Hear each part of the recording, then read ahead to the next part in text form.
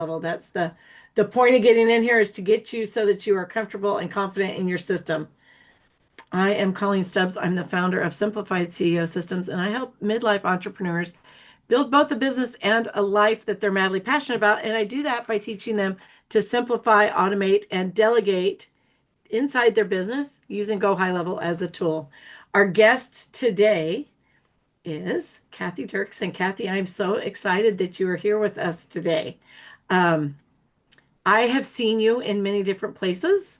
I I think I met, I don't even know which networking I met you through, but I love what you're doing with your books and I love your approach. And there's something special about what you do that I love. If you don't mention it, I will mention it at the end, but I want to see what our audience thinks because I feel like it really sets you apart. And I've heard you say it every time. So we'll see if you do that today.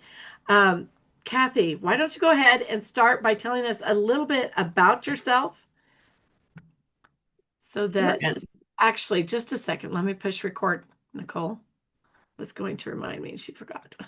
All I right. did. You don't read your chat. I don't because I've got 5 screens open. Um, okay, so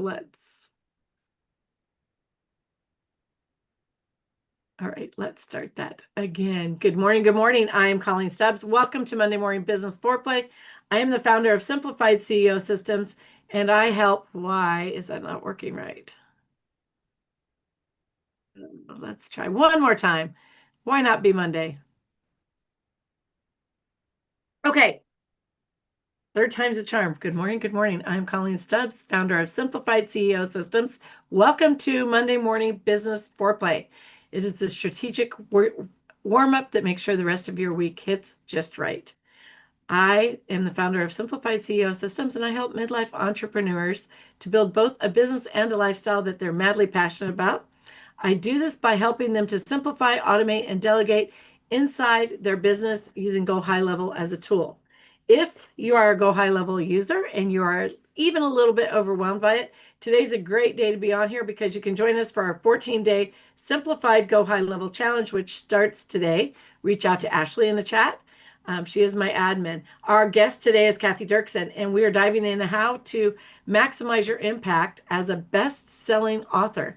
Cathy's going to share how to clarify the one message that your book should focus on and how to decide whether a solo book or a multi-author book is right fit for your time, your energy, content, and your money. You're going to walk away with a real strategy, real perspective, and probably a few uncomfortable truths because growth never happens in your comfort zone. Cathy, welcome to Monday Morning Business Foreplay.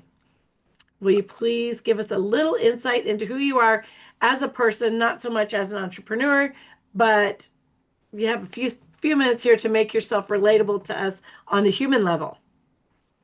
Perfect. Well, thank you so much for having me here. And yes, I would say that my human level journey has been one of twisted stories. And I've been saying lately that if you'd asked me 5 years ago if I saw myself being in the publishing industry and really focusing on this and even really being an author, 5 years ago, I would have laughed at you because it was not on my bucket list. It was not anything to do with my previous lives. My previous careers were in medical genetics and financial planning.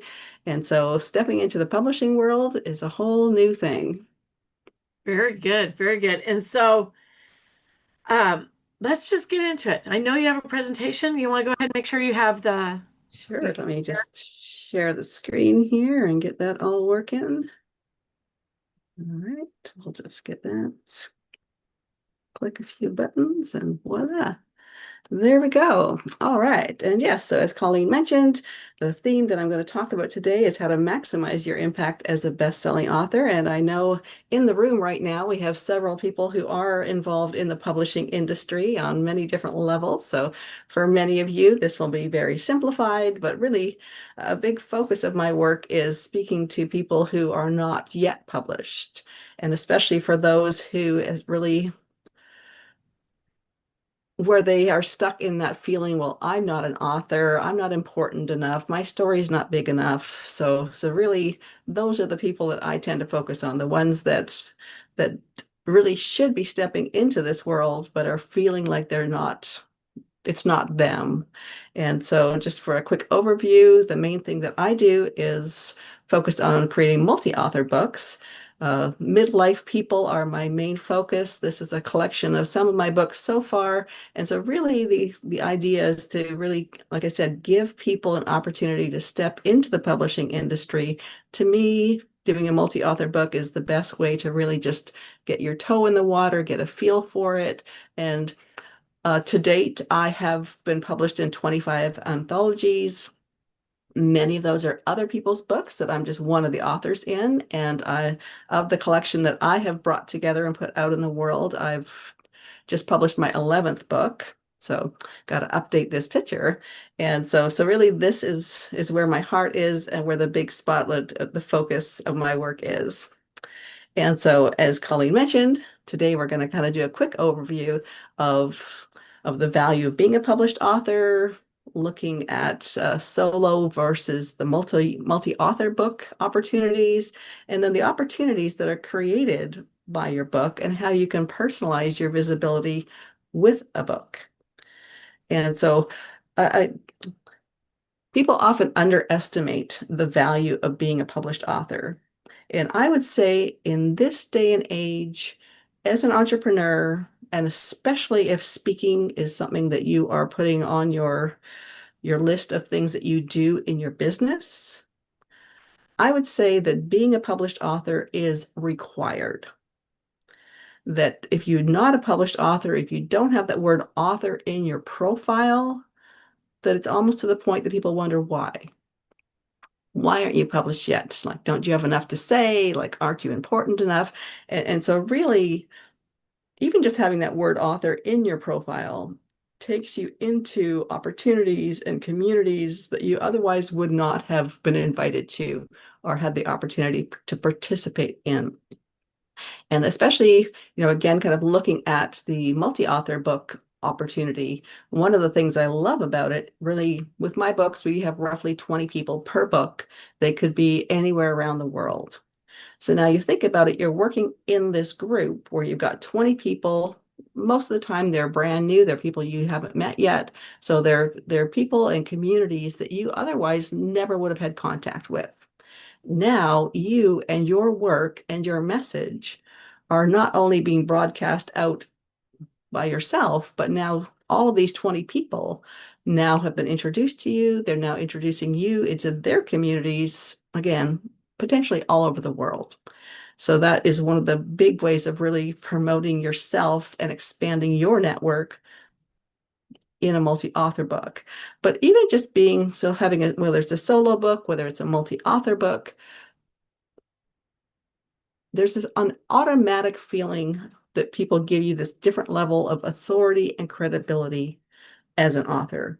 And of course, in my mind, doing a solo book especially, it should be your crown jewel, that thing that really brings together what you have to say, what you're all about, and what your core message really is.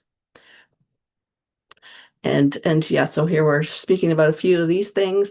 And as a speaker, I think that's another one of those spots where if you don't have that word author in your profile, that you're left out of some circles.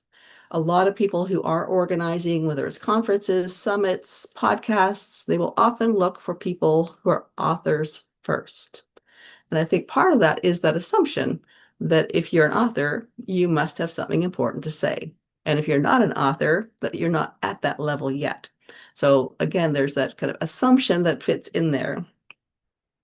And when we're looking at, like, if you haven't stepped into the publishing world yet, and you're trying to think, okay, should I focus on doing my solo book? Should I step into a multi-author book? And I would say in most cases, people are encouraged. You should do your own book. But one of the ways of looking at it, whether you should do a multi-author book or focus on doing a solo book, really comes down to several of these factors. I think we've all met people who have been working on their book for 10 years, definitely 5 years. I've met someone that's been 20 years they've been working on their solo book. And so you think about it, Obviously, it doesn't take 20 years to write a solo book, but many people get caught in that whole process of not knowing what to do next. How do I get through this? And to me, one of the big things that really catches people up, especially working on a solo book, is imposter syndrome. Especially with the first book, that feeling of, well, I'm not really an author. Will people even want to read my book? Do they care what I have to say? I find that that's the thing that keeps people stuck for those years and years and years with never finishing their solo book. But obviously, like I said, writing a book should not take you that long. But it does take a significant amount of time to do a solo book where you have to create the whole plan, you've got to do all the content, then you've got to find the publisher, find the editors, put it all together. There's a lot of different pieces to it. And then, of course, there's the marketing end as well, that's now it's taking your time alone. And so there's the time, there's the investment involved. I would say most people still have the idea that the traditional publishing world is the only way to go, and that they need to go find a publisher who is going to adopt them and publish their book, and often have this idea that, yes, they're going to publish me. I'm going to make millions of dollars from the sale of my book. I'll live happily ever after. Whereas I would say for the majority of people, especially with their first book, it's unlikely they will get picked up by a traditional publisher. And if they do get picked up, this advance that you're given really is an advance against the sale of the book. So if the book doesn't sell well, in some cases, you actually have to pay them back. And again, I know we have a lot of publishing people in this group right now that will have other stories or examples that they have run into. But I've heard so many stories of people that end up with cases and cases of their book in their garage that they can't get rid of because of that whole model of, yes, we'll publish you, but you have to buy all these copies of your book. So there's a lot of different things like that. And definitely, check contracts, make sure you really understand what somebody is doing for you, what they're not doing for you, and what you're expected to look after. So even with a lot of the traditional type models of publishing, there is often a cost. And another factor is the volume of content. In my mind, if you're going to do a solo book, you need to have enough good content to really fill a book. And to me, a book has to be at least roughly 200 pages. I've seen so many books get published and they've literally got 50 pages, maybe 70 pages. And to me, that's just a brochure. If the book's not big enough that you can actually write the title on the spine, then I think you've done yourself a disservice in publishing that you would have been better off to wait till you have more content, go with a multi-author book, because really you want that book when you're holding it in your hand to really have the size that makes it feel like a real book, but also, like I said, enough valuable, good content that really fills that book and makes people want to read it, makes people want to share it. And so that's another part to think about. So for a lot of people, when they're new in their business, that they might not have enough real good content to do a solo book. And so this sort of plays into that stage in your business. So that's one of the places where doing a multi-author book often comes in well as that first step into the publishing world, is that it's a fraction of that content that's required. It's a fraction of the time that's required. And of course, a fraction of the total investment in most cases. So right now in the publishing world, you really have three options. So there's the traditional publishing system.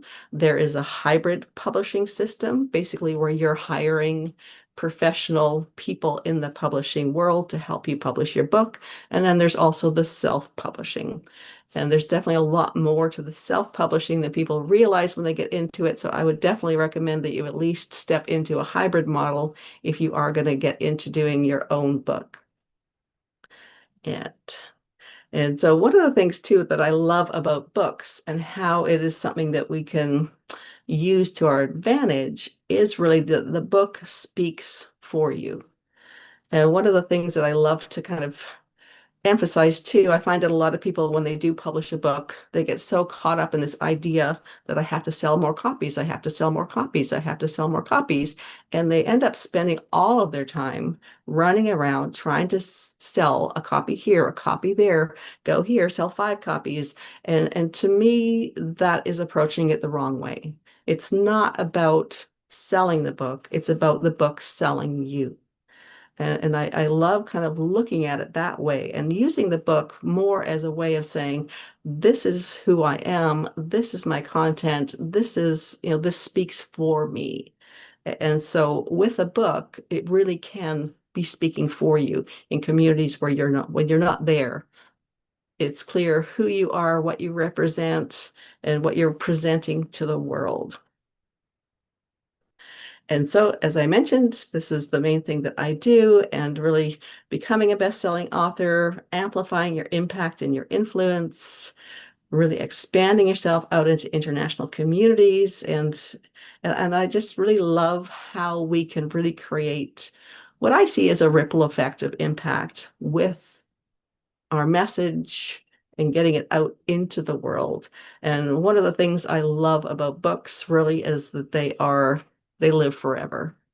My mom's got some books on her bookshelf that are over 100 years old, and you can pick up those books and read them, and they're as good as they were 100 years ago.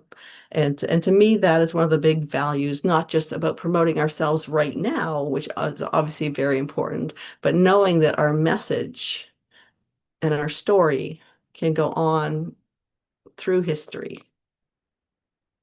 And so as Colleen and I will chat about too, that yes, so I'd love to have a chat, get to know what your plans are, becoming an author, how I can support you. I've got a lot of connections in the industry, so if a multi-author book isn't the direction you want to go, then I can definitely point you in some other directions. But as I said, multi-author books are my favorite. And in the chat, I've been dropping information to where you can go on my website and download some free PDFs of my previous books, and also check out the list of what else I have coming up. And I always have more books coming up. Got 3 more that should be getting published in the next few months, and then another 3 that are just getting started. So always lots of opportunities. So Colleen. Yeah, thank you so much. Thank you so much for that, Kathy. One of the things I thought immediately out the gate when you began talking is that I really enjoy um, and seem to do better reading through smaller stories. So when you were saying that maybe people are beginning in their big business and they feel like they don't have a story to tell or their story's not that important, that's my favorite story is the one where they feel like it's not that important because I think that really there's a lot in the details of how people's lives build out, how their businesses build out. And I love really just diving in to the smaller stories, the short stories, the anthologies, if you will, so that each person is writing a chapter instead of writing a whole book. And I think that it's important to understand that each of the books you write is then centered around a topic, correct? And Yeah. everybody contributes to that. And so that gives, for me, at least when I participated in the anthology, gives me the opportunity to look into other people's um, businesses or their story and learn from them too. It's almost like putting you in a room with a whole bunch of your peers and being able to mastermind because you Yes. get to see Yeah. all of their very best content brought out. Yeah, no, exactly. And all of my books, I create themes and titles that are broad enough that really anyone has a story that could fit under there, but narrow enough that really those words hit home to certain people. Like one of the books that we published last fall was the Passion, Purpose, and Possibilities book. And those words just connect with certain people. Another one I'm just finishing up right now is Rooted in Resilience. So just the whole theme around resilience for some people, yes, that's what I need to talk about. And one of my other books is Ripple Effect of Impact. And so for so many people, it is that. What is the impact that I'm creating in the world? So yes, so all of my books have a broad theme, but specific words that really hit home to certain people. All right. And we have a question in the chat. Um, Okay. it says, what do you think of using AI while writing books? In my books, I encourage people not to use AI to do the writing. I find that a lot of people have found it helpful at the beginning to kind of fine tune, what do I want to write about? How do I narrow this down? And also at the end, when you've done your writing, to kind of ask it, how can I streamline this? Have I been repeating certain ideas? So I see that there's some uses for it, but I definitely do not support using AI to do the writing. I would agree with you, and I think Lil agreed with you in the comments too. I think that AI is an amazing tool, but if you were to use AI to write your chapter or your book, then you lose your voice. Yeah. And I really believe that even if you have your AI trained in, you're still going to lose your voice because it's not you. And it's important to have your idiosyncrasies in there in your writing and how you speak to have that integrated. Um, so, how many words or pages, if we were doing an anthology with you, you said nobody should write a book that's under 200 pages, but if the people for the people that are interested in doing an anthology with you, or is that what you call it when it's all combined? Well, I use a lot of different words. Anthology is the word that I prefer, but I realized after a while that a lot of people don't know that word. So I would use it and they're like, what is that? Which surprised me. So now I started using things like multi-author book, collaborative book, compilation book. So all Okay. kind of meaning the same thing. Okay, so when writing one of these with you, when working with you and doing one of these, how many pages or words or what's the goal? Yeah, so in my books, I have roughly 20 people per book. They're each writing up to 2,500 words, which is roughly 4 to 5 pages in a paperback. And then they all get their own bio page, which has their photo and a half page of who they are and what they do and a direct contact for them. So it really becomes a great lead magnet in their business as well, because in the chapters that we do, it's a combination of their own personal journey, what they've learned along the way, and then sharing some tips or tools or strategies that they would want the reader to walk away with. So really that core message they want to deliver with their chapter. And then right beside their chapter is that bio page. So when you think about the whole know, like, trust model of, as an entrepreneur, when someone's read your chapter, now they feel connected with you. They feel like they know you. They feel like they understand what you do and why you're doing it. So if they are someone who is that right match for you and your business, they will get that feeling of, wow, I need to talk to her. I need to learn more. And then your contact information is right there. So it really becomes a natural kind of connection.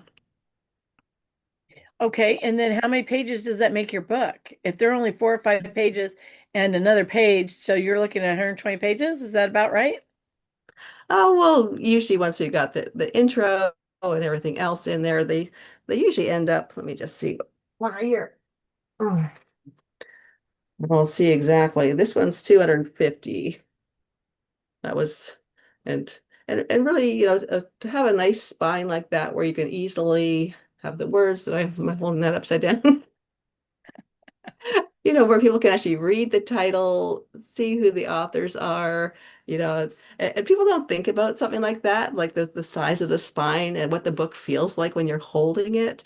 Whereas I think that's actually really important. I would agree. Okay, do we have any questions? Let's open it up for the audience. Mike's got a question. Go ahead, Mike. Oh, hey there, Cathy. I had a question about you see a lot of people with their how-to books that get to be a little bit dry with the how-to when it comes to people business. Like, this is how I did my business, and how do you make that? It's not always relatable to the person reading it. So when you've got a lot of tips on how to do things, but you don't want it to be just a simple, almost like academic textbook, how do you spice that up? Yes, yes. Well, and that would be one of those ideas too that fits into what I was saying about sometimes people really don't have enough content to create a good solo book themselves. But definitely I find stories are the best way to really, like you say, kind of add flavor to something like that, giving examples, giving real life stories, giving whether it's their own personal stories or clients that they've served and how that's gone for them. But real life stories, I think, are the best way to really spice it up, and real examples of where these points can be used. Oh, thanks. Carl? Yeah, how popular are anthology books versus a solo book? Do a lot of people like the anthology? Like, as far as how popular in the reading side or in the writing side? Well, do people want to read more of a solo book that someone wrote about themselves or whatever the Yeah, topic yeah. is, or do they want to read snippets of different people? I would say they're probably pretty close to equal. And especially these days, a lot of people don't have time to really sit down and read a whole book or really focus on it. And one of the things I love about anthologies is you can really sit down and read one chapter. That's the whole story. That's everything right there in that nugget. And and for so many people, really, that's as much time as they've got for reading at that moment. And especially when I look at people that commute, people that are, on planes, to pick up a book that's you can just read that one piece and not feel like, oh, now I've got to keep going. I get caught into, oh no, I need to read another chapter. I need to. Yeah, I know those people that stay up till 2 in the morning because they're reading the next chapter and they have to Right. keep going. Right. I used to say when I was raising my kids that if I got a good book out, then my home went to hell in a handcart because I don't care what they did, what the kids did, what the house did. I would just sit and read. But the anthologies remind me more of when I was a beginner reader. I remember I loved reading Aesop's Fables. I can't tell you how many times I read that thing, but I would love it because I could pick it up and read one and be done. And I could sneak in between things I was supposed to be doing, helping mom with the house and things like that. I could sneak in Yeah. and read a little bit, and then that was the end. I could go think about it while I was doing the rest of my duties or chores around the house. But absolutely, that's a big draw for me, as I love that it's short. You can have little small bites. Lil, you had a question. First, Aesop's Fables. I think everything you ever needed to learn in life you can do by reading that, and everything from Dr. Seuss, and you're all set. So do you coach them too? Do you work with them when they Yeah. can't write? What do you do when they're struggling to write? Yeah, yeah. So Is that everybody, part all of of your the practice? authors, yeah, I make my calendar open to all of my authors. So based on what the level of support they need. So we can jump on Zooms and flesh out those ideas of what do you want to write about? How do you narrow it down?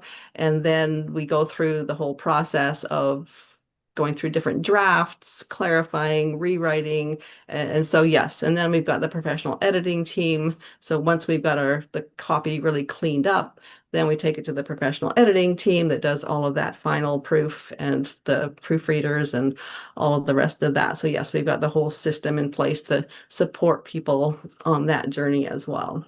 Yeah, I know a lot of them have a really hard time writing something. Yes, and especially getting started. Mm. And I find too, I quite often have people say, 2,500 words. I can't write 2,500 words. And then they get writing, and then suddenly they've got 4,000 words, and they're like, oh, how do I narrow it down? And so I think really helping them at the beginning to recognize that they need to narrow down, like, what is that one message that you want your chapter to say? What is that takeaway that you want the reader to walk away with? And then work out from there with your story. And so yes, it's amazing how people go from thinking that's so much, I can't write that much, to realizing, oh yes, you can. And so, Cathy, I'm a systems girl. And so when you say that, and there was some chatter in the chat about using the AI to create an outline. And I feel like for me, when I look at this with my weird little system eyes, I would say, okay, here's my outline, here's my main point. I need to come up with this many words, and so I'm going to dedicate this many words to this part of the outline, this many words to this part of the outline, this many to this, and then break it down that way. Is that odd, or does that seem to be the norm? I don't think I've ever had anyone break it down as far as this many words for this and this many words for that. but more creating that skeleton and then fleshing it out from there. Because certain parts of it are going to need more context, more explanation, more of the story, whereas other parts can be kind of just clarified with a couple of sentences. So yeah, I've never had anyone approach it quite like that, but I guess if that's what works for you. This is why I'm a baby author and not a big girl author yet. So, alrighty, there is something when somebody gets published. Tell us about the end process. There's something you do that I really like. Yes. Well, I think the part that you're hinting towards is the last year, one of the things I started doing is taking my authors to New York City and having billboards in Times Square. And for many of us, that is a big thrill and a bucket list thing. But one of the so we did 2 trips last year. We did a trip in March. We're going back in October. And so all of my authors have the opportunity to either be on a group billboard. So it's got the book in the middle and like 4 of them with their photos and names around the book, or they can have their own solo billboard where we would obviously include the book, but then they could also choose if they have a tagline or what wording or other image they might want on there as well. So that has definitely been fun. And kind of looking at this idea of bucket list as well, one of the things that I love about, especially with new people, getting them into the publishing world, like I've heard that like 92% of people have it on their bucket list to become a published author, but only about 5% of people ever do. And so I would say for most people, they put it way back on their bucket list, way back on the back burner, like, well, that would be cool, but that will never happen. So when it does happen, what I love is there's actually quite often this shift in the feeling of what's possible. We thought, well, that's not possible, but now I just did that. So to me, that's one of the things I love, especially with these multi-author books where you've got people coming in that never thought they would ever be an author. They would never get into the publishing world at any level. And so to have them go through that shift of, wow, what else is possible for me? And I would say the billboards in Times Square for a lot of people is another one of those things that we've all seen the movies. We've all thought, wow, wouldn't that be cool? But that'll never happen to me. And then when you're standing there on Broadway with your billboard up above you and all your friends around cheering you on, it's another one of those things that's just that feeling of, wow, I never thought that would happen. Now what's possible? Yeah, I love that. And I feel like you're right. It can be very empowering for sure. So talk to me about ghostwriting. Do you suggest people do that? Is that a tool that you use? Is it an avenue they should explore? I would say if people are really set on doing a solo book, and they don't feel comfortable, as a really solid writer, that a ghostwriter could probably be a good solution. I don't do ghostwriting myself, but I have people in my circle that I can refer people to. As far as the chapters go, I haven't found it. Actually, there was one person that I did some ghostwriting for, and that was just because English was not his first language, and to really write it out in English would have been hard for him. And so we did that one together. But in most cases, I've found that once people get started, again, getting started is always the hardest part. But once they actually get on that roll and really flesh out what they want to say, what they want to focus on, what their key point is, it is amazing. People really can put together 2,500 words. And I would say for most of us who are entrepreneurs, we probably do that much writing every week with other things that we're doing. And really looking at these chapters as well as not something else that I'm doing, but part of the content you're already creating. So that content of what you're already doing in your business really should intertwine with the message that you're putting out in your chapter as well. So really it's included as part of all the content that you're already working on. Very good, very good. And so tell me, when you're talking about Times Square, people going and doing it with 4 people on there or solo, what does the price tag look like on something like that? Yeah, with my authors, what I offer to them is that they can be on the group billboard for $250, and then if they want a solo billboard, it's 500. I see. And so if somebody wants to work with you, Cathy, do they come to you and say, "Hey, I want to write a book about midlife divorce," and then you create a group that satisfies their desire? Or do they come to you and say, "I just want to be an author," and you're like, "Okay, we have this, or this"? In most cases, it is that I have these options. Which option is the best one for you? There are groups, so communities that I've worked in where we make the book as part of that community. So it is branded around the community and it's filled with members from that community. So in that case, we've got that theme and those people are fitting into that. In some cases as well, when I've got some of my books published and I'm looking for new ideas, if someone comes to me and they say, "Hey, I want to do a book on this," if it's obviously something that's a broad enough theme that a lot of people could fit into and it fits into my kind of community theme, then yes, we look at creating a book based and running it out of that person's idea as well. All righty. Does anybody else have any questions for Cathy? Anybody? Okay, I've got some questions for Cathy. Cathy, are you ready for my questions? All righty. Hot seat question. What's one thing everyone in your industry is doing that you think is complete BS, and why are they still doing it? One of the things that I see in the publishing industry that I would put in that category is that I think there's been a very good job of keeping it as an elitist thing and keeping people, the general public, feeling like, well, I can't fit into that. I'm not an author. I'm not good enough. And so I think to me, that's the part that really has to change, that we have to make it clear to people that there are support systems. So like we're saying, that there's writing coaches, there's editors, there's ghostwriters, so if you've got a story that needs to be shared, if you've got a business that needs to have a book, don't feel that you're not this, you're not Stephen King, so I can't write a book. Well, Stephen King had to start somewhere. It's all about starting where you're at, getting the resources that you need and building out from there and making it happen. So to me, that's the thing that I would really focus on, that's getting away from this elitist feeling that only this group of people is allowed to get published. Okay.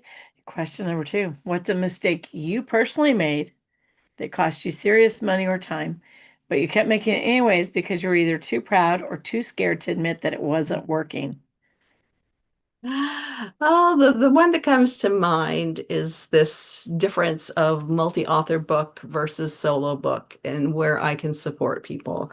And when I first started doing this, I thought, oh yeah, I can help people with their solo books too. The multi-author book is my focus, is where my heart is. But sure, if someone comes to me and they want help with a solo book, I'll do that. And then I had a few people that did come to me and wanted me to do that. And I recognized that it's a whole different game. Doing one chapter versus doing a solo book is a completely different project. And the time and focus required for that requires a specialized person. And so I have now stepped into my circle. My focus is the multi-author book. When people come to me and they want to do a solo book, I have people that I send them to. Very good.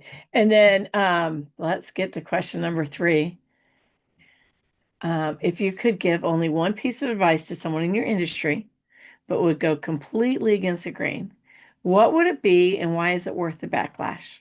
Mhm. Yes, and I think when I look at that as far as in my industry, I will focus that question on the writers, not the publishing end. And going back to that idea that don't get stuck in that imposter syndrome that you are not an author or you've never done this before, so you can't do this. That recognize that your story is powerful. I think especially, I mean, I say I focus a lot of my work on women. And so I like to say that as women, especially, but I know men as well. As humans, our stories are so powerful. We learn from each other. Somebody might feel like, well, what I've gone through in my life is just what I've gone through. But there's somebody else going through that same thing or a similar thing. And if they can hear your story, if they can hear how you got through it, how you approached it, what was the support that you got to get you through this, whether it's building a business, whether it's going through a divorce, whether it's going through becoming a widow, all these different big things in life, the more we hear each other's stories and see examples of people that have come through these big things, I think it really supports all of us to get through our own big stuff. So really my message there is to everyone who knows they have a story, that knows they have a message. Don't be shy. Get it out there. Find the right people. But it's important that you do get it in writing. I think that's such a good and valuable point to make, because I know that when I first brought my business online, one of the things I kept telling myself, was like, oh, I had 20, I think I had 25 people on my email list, and I was trying to grow my email list, and then I got up to 40, and I was like, oh, but it's still not very many. And I had to remind myself, if this was my shop downtown and I had 40 people come in, would I feel like, oh, it's just 40 people? No, these are people who want to know. And so when writing a book, I feel like sharing our story, even if it only helps one person, isn't it so worth it, right? Isn't it so worth it? The worth of a soul, just to be able to help that one person, I think holds so much value. And I always look at it from a ripple effect point of view as well. That it's not just that one person. That might be that one person reading it, but if you've actually helped to shift and improve their life, you're helping their family, you're helping their community, you're helping everyone they have contact in with. And so really, I look at it as a ripple effect. That Yeah. one person is not just one person. And as an author, you have no idea how wide that ripple will go. And that's one of the things that I love about the whole publishing world, is that we are creating an impact far beyond what we will ever know. I love that. I love that. And I actually am a real book lover, in that we have one, two, three, four, five, six, seven, eight, a minimum of eight big, huge bookcases full of books that we read. I love books. Um, and I love sharing books with my grandkids and writing little things in them. And I just love everything about books. I appreciate you being here today. Does anybody have any questions before we close out today? One last chance for questions. All right, Cathy, I'm going to say we don't. Do you have anything you'd like to leave with us? Tell us a little bit maybe about your freebie. Mhm. Yeah, no, definitely. Anyone that is looking to get into the publishing world, or just knows that they have a story that needs to get out there in the world, definitely connect with me. I've always got more books coming up. One of the books that we're focused on right now is called Intentional Perspective: Finding Joy When Life Gets Messy. And, with that one, really the big picture is spreading joy, helping people to find ways of creating joy in their life. And I think especially at this time in history, that's a really important mission to be on. Very good. Very good. Thank you for that. So this has been Monday Morning Business Foreplay. Thank you so much, Cathy. If today's conversation has helped you to see something differently, make one clearer decision, or take a meaningful step forward, then this hour did exactly what it was designed to do, because clarity creates momentum, and momentum beats motivation every time. Thank you so much for sharing your experience, your business, and your perspective with us. If you found value in this conversation, please share it Tag someone who needs to hear it or invite them to join us next week.